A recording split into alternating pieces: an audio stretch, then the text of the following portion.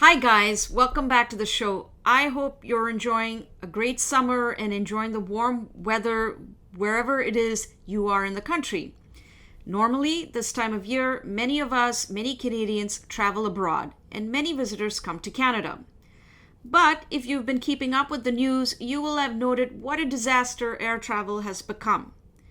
To be fair, it's a situation that's not just unique to Canadian airports. The disaster at airports seems to be a worldwide phenomenon, affecting all major airports across the world. To talk about the situation at our airports, I can't think of anyone more qualified than Duncan Dee. Duncan Dee is the former Chief Operating Officer of Air Canada and a well-known commentator on issues related to travel and tourism. He's been extremely critical about the Trudeau government's handling of the current situation at our airports. So please welcome Duncan Dee to the show. Hey, Duncan, so it's great to have you here. There's so much to talk about, but maybe we can start with the mess at our airports. You may remember that back in the spring, our transportation minister, Omar Al-Gabra, claimed that out-of-practice travelers were responsible for the airport delays. Essentially, I believe shifting the blame to the poor traveler and excusing the government's own failures. What did you think of what Minister Al-Gabra said back then? And more broadly, what do you think have been the main failures from the government that's led to the current mess? Thanks, Rupa. So I think that the root of the problem really was when Minister Al-Gabra started blaming out-of-practice travelers for the mess at the airports. Because when you start out by blaming the users for the problems in the system, it signals really to everyone that you don't recognize the problems are yours. And so the issues we've seen at the airports have been very, very consistent, primarily in Toronto, Montreal, and Vancouver, with CATSA lines that have spanned upwards of 3 hours at the worst of times, aircraft holding off gate 2 to 3 hours, whenever things have backed up at the customs hall. And so what we've seen now for almost 4 months are consistent delays in the processing of travelers, both on departure at security and on arrival at customs and immigration.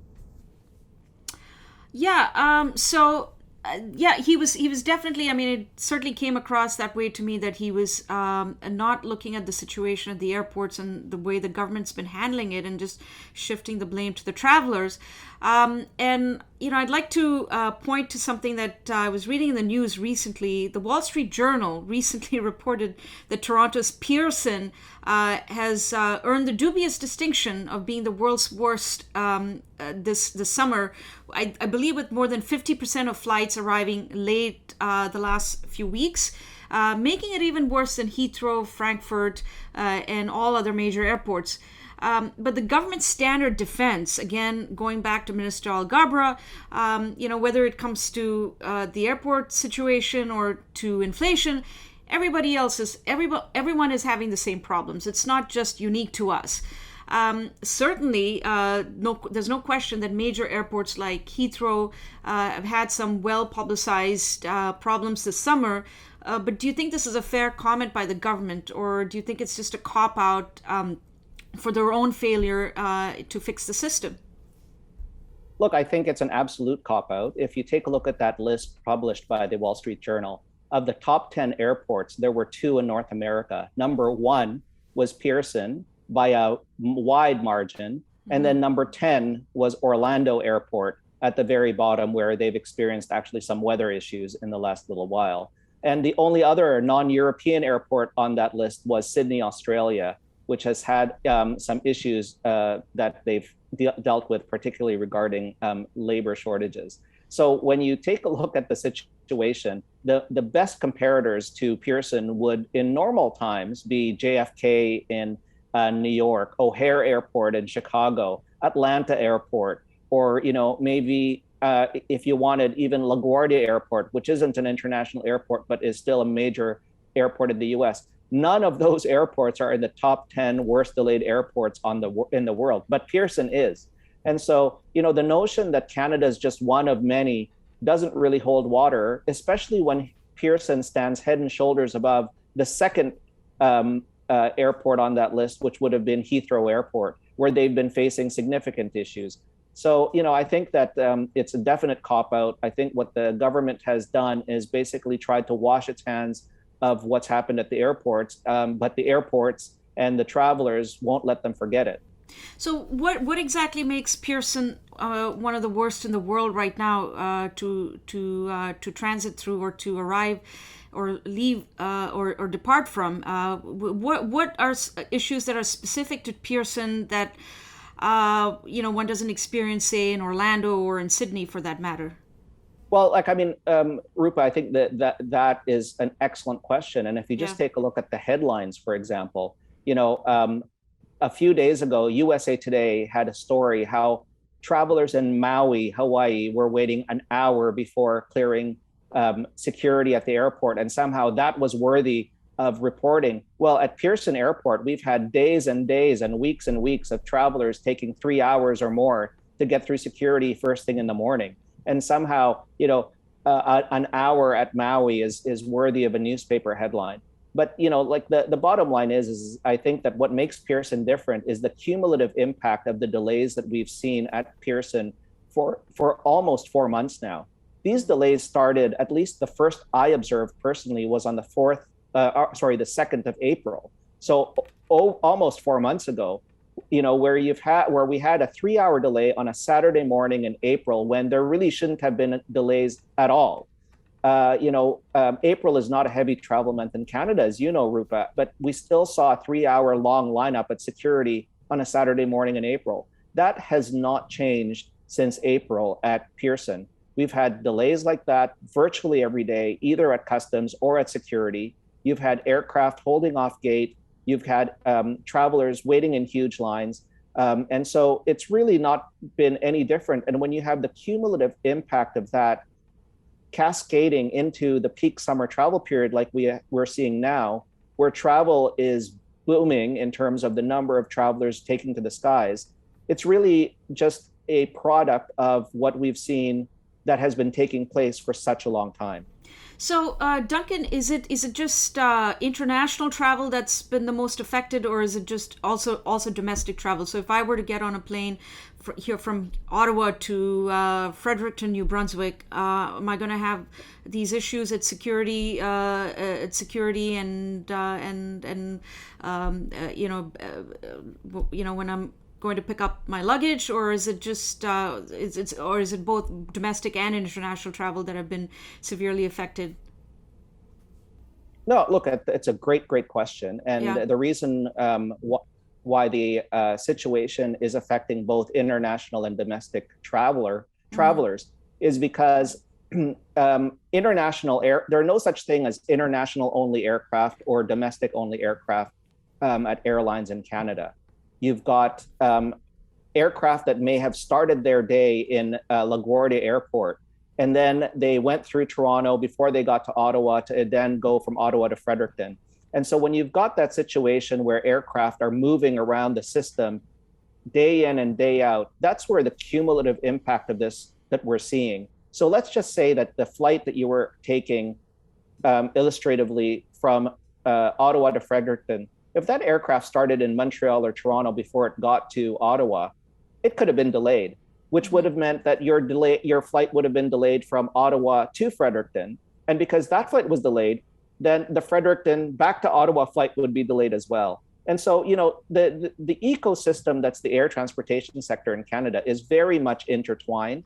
You've got flights coming in from any destination, international or domestic, that eventually at some point pass to, through, or from either Montreal or Toronto Airport, which are the two worst affected airports during the federal service failures we've seen over the last 4 months. Right.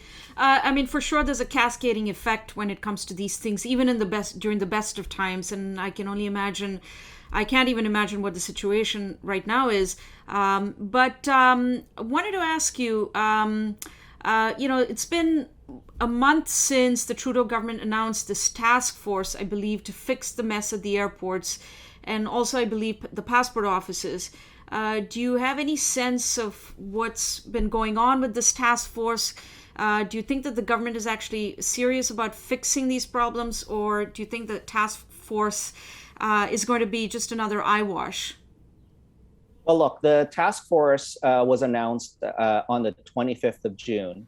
The minister who was co-chairing the task force, Marcy Ian from Toronto, said that she wanted to see something tangible within weeks. Well, it's been a month, and we haven't seen anything tangible come out of the task force.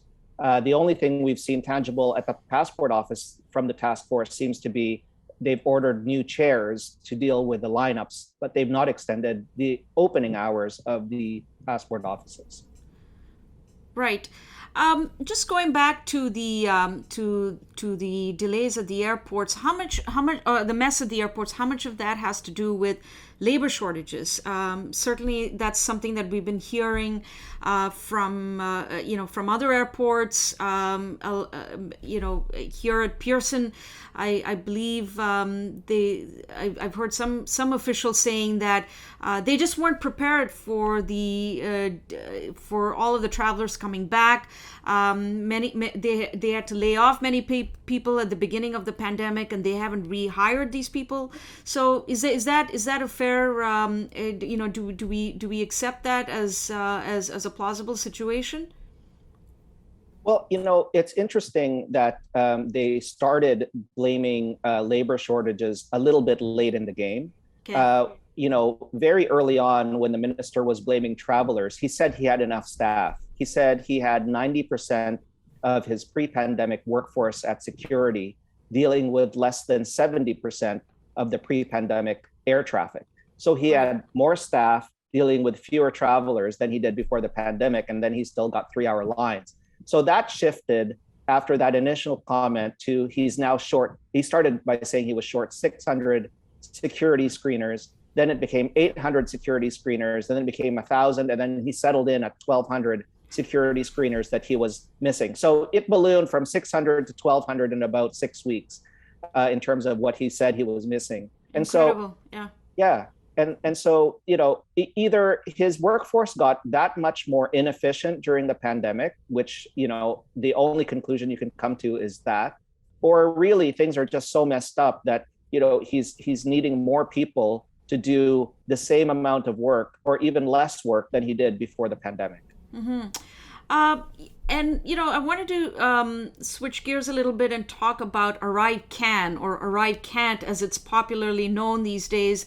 Many of us hope that this app would just be retired for good once the pandemic abated. But there seems to be no such luck.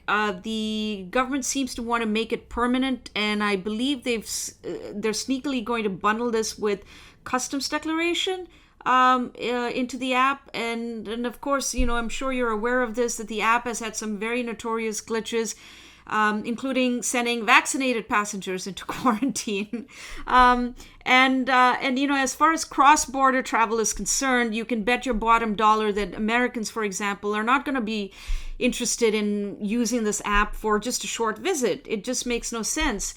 And recently, an NDP MP, I believe Brian Massey, criticized Arrive Can, and he said that this is not about public safety. It's being used as, in quote, to quote him, backdoor to permanently track all border crossings. It's noteworthy this critique is coming from the government's allies that are, propping up the Trudeau government, and not from the Conservatives.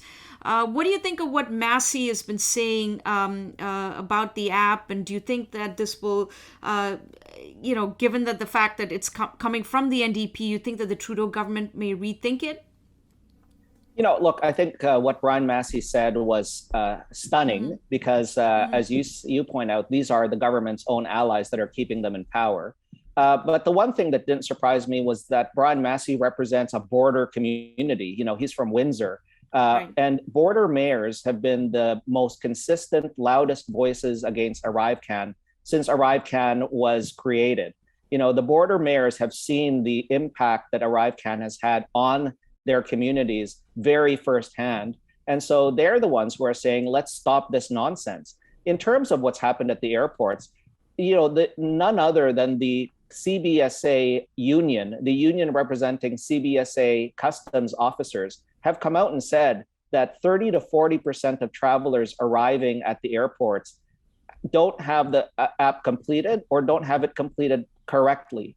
And so you've got this situation where, criticism is coming from health experts, border mayors. Now you've got an NDP member of parliament joining the fray. It's really difficult to see why the government wants to make this app permanent, but not just permanent, but mandatory. If they have an app, I've often said the government can have an app, a kiosk, or even mental telepathy. As long as they don't make it mandatory, it's fine. People can choose to use it if it really saves time. But this is an app that the government decided has to be used by travelers. What purpose does it serve at this point? I've used the app when I had to use it when I went overseas back in April, and I don't recall whether anybody even checked to see if I was fully vaccinated, but I don't even know how it worked. I can't recall this anymore. But what purpose is it serving right now, and why is the government doubling down on ArriveCan when clearly there have been so many issues? And what does MP Massey mean when he says this is being used to track border crossings? Why would you want to track border crossings? What's the agenda there? Well, look, I think that that's an excellent question. So let's start at the beginning, what it was supposed to do. So if we could start at the very beginning of ArriveCan, when it was first started, it was billed as a time-saving device that would be used by travelers to upload their personal vaccine information so that it could be verified by government ahead of time before people arrived at the border. And so, the initial use of it was as a voluntary way. Instead of showing this paper document at the border with your vaccine information, you could do it ahead of time. And that's what it was billed as. Since that time, it went from being a voluntary app to a mandatory app. And that app is now being made permanent. And they keep on saying they're enhancing it. And when a government tells you they're enhancing something, you've got to be worried about what they mean by that, because they're adding customs declaration, as you said, onto this app. And, at some point, are they planning on making the app, the only way you can make your declaration when you enter Canada, which basically means it's not just mandatory, but there's no other way of entering the country except through this app. In terms of what Massey's comment was regarding tracking of entries and exits at the border, I think what he was meaning was that it's a backdoor way to accomplish what the government may want to do, which is have an electronic way of tracking people coming into the border, tracking their whereabouts when they're in Canada, and then tracking when they depart the country. And so, I'm not quite sure whether that's accurate or not, but when you've got an app that's so critical to what the government keeps on saying is their border measures, you've got to wonder what it is that their intent really is with something like this, when the initial justification for this app is no longer valid. Right. I mean, it sounds like, if you want to track people's movements, it's no longer about COVID-19 or fighting the pandemic. It seems to be more about security, perhaps. Why not just say that, just admit that that's what you're trying to do, instead of using the cover of a public health safety. And that's what's very problematic. And of course, that raises all kinds of issues. In terms of privacy, for example, I don't know where we're going with this in terms of tracking people's movements within the country. Would that apply just to visitors, or would it apply to everybody? Well, the thing that's really quite sneaky with the way the government's done this is they've said this is a mandatory app, but then they've also said Canadians and permanent residents who refuse to use the app can't be denied entry to the country. But then they've also said that if you don't use the app, you can be fined $6,000 for not using it. So, it's really, we're charting very uncharted waters here in terms of what this app is, what it's used for, Why is it so important? Why does the government want to make it mandatory? They've not answered very many basic questions. And I think when you've got an NDP member of parliament from a border community like Windsor raising those concerns, people need to pay attention and they need to ask these questions of the government as to why it is that they're so intent on making this app permanent, but not just permanent, mandatory, that you can't enter the country unless you use this app. And what do you think of random testing that's now returned? We thought that they were getting rid of it last month. I think it was temporarily put on hold, and now it's come back again, or it's been in effect since for about a week or so, if I'm not mistaken. Why are they again doubling down on randomly testing passengers? Is any country doing this anymore? 160 countries have reopened to tourism and travel since the start of the summer. And none of them are doing mandatory random testing at the borders. Yeah. There are several countries that are tracking new variants, which is what the Minister of Health says is the justification for mandatory random testing. But they're tracking those new variants using other methods like testing of wastewater at airports or testing of wastewater in the community to track the arrival of new variants. They're not randomly testing travelers. Four infectious disease physicians came out and wrote an op-ed piece that basically said these pandemic checks are doing no good anymore. But yet the government still wants to persist in these checks, which really aren't doing anything other than causing disruption and delays at the airport. Imagine if you're a traveler coming in from Europe, recently recovered from COVID, and everybody knows that you can test positive for COVID months after your last infection using a PCR test. And yet the government wants to test these travelers. And what traveler is going to subject themselves to that test with the risk that they would be forced into a 10-day quarantine if they test positive? Yeah. So speaking of which, do you have any sense of how tourism is performing this summer at all? Are we seeing an increase in tourists this year compared to the last couple of years? I'm thinking for sure a lot more people are traveling this summer, given that there's been a loosening of travel restrictions around the world. But how are we doing in terms of tourism? Are we getting how are we compared to other countries, for example?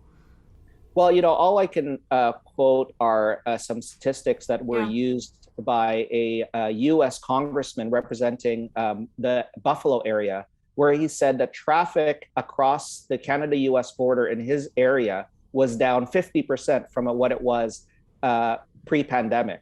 So yes, people are traveling now versus what they were during the depths of the pandemic. Yeah. But compared to what it was before the pandemic started, the numbers are very, very low. And the ones that are suffering the most are tourism operators, which haven't seen the return of American travelers in particular who are coming to Canada.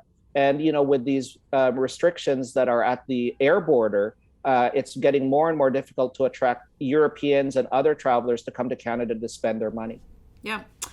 And lastly, Duncan, everybody would agree that Minister Alghabra has been one of the underperformers in the Trudeau government, and that's maybe putting it mildly. His instinct seems to be to blame everyone else rather than own up to the government's failings. Do you see any hope of real change in the sector while Minister Alghabra continues to be minister? Look, I really can't say whether this minister is capable of change. The fact that his initial reaction to the troubles at the airport was to blame travelers did not bode well for the response subsequent to initially blaming the travelers. We've not seen any progress since that time. And I wouldn't hold my breath in terms of any more progress going forward. The only thing that is going to save the minister, in fact, from the mess at the airports is Labor Day, because that's when travelers stop traveling. So, it seems like he's just holding his breath for another 6 weeks. And then, things will miraculously get better when travelers start going back to school and going back to work after the summer travel season. Right. Well, thanks, Duncan. There's so much that we could chat about, but alas, we're getting towards the end of our time. But I wanted to thank you for coming on the show, and I really hope that we all have stress-free travel going ahead, and that the chaos at the airports is a temporary thing, and that the new normal is not chaos going forward. But I really appreciate your time, and I hope to have you back on the show sometime soon. Thanks so much, Rupa. That was great. Thanks for having me. Thank you, Duncan. Thank you.